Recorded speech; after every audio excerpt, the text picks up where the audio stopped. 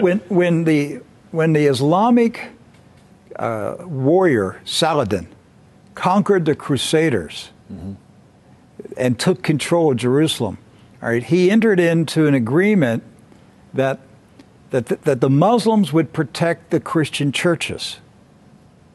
And so he appointed 2 Muslim families.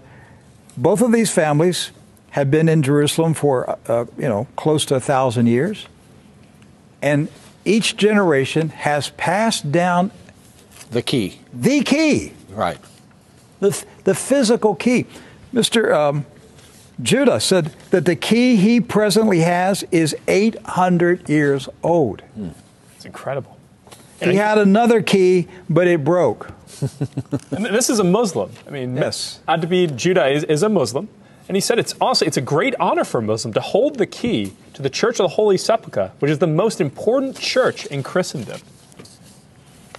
That's not disrespect. That's we don't hear this in America. We don't hear, because what we have been told is Christian Americans, you should hate Muslims, you should kill Muslims. Because they're going to tear down all the churches and basically just ransack them and everything else. But here we have 2 families that for nearly 1,000 years have actually been watching over Christian churches. That's right. So who planted into our minds here in America that we should hate and kill Muslims?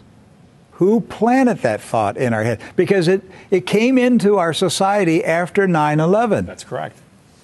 So 9/11 was a calculated, planned operation, and it changed everything in our country. And so we were saturated with media propaganda, which who owns the media in this country? So we were saturated with this media propaganda. You Americans, you need to hate Muslims. You need to go to war. You need to send your sons to go kill Muslims. All right?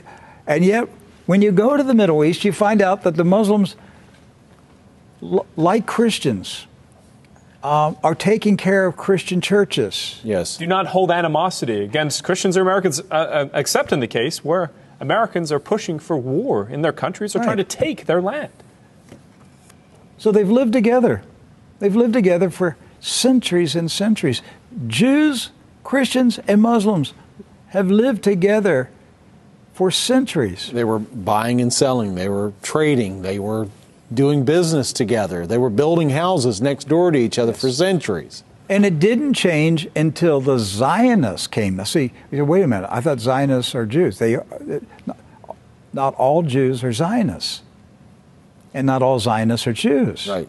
Zionism is a political movement. Yes. Right. It's an ideology. Yes. Not an ethnicity. And so when the Zionists came to Jerusalem and Palestine, basically in the 1920s and 30s and 40s, right, they came to agitate. They came to infiltrate. They came to seize control.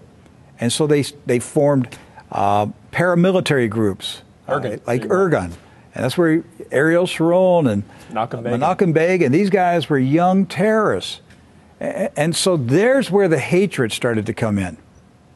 The fighting, the animosity, the bitterness. But it didn't start until the Zionists appeared. Jews, Muslims, and Christians were coexisting. Yes. That's right.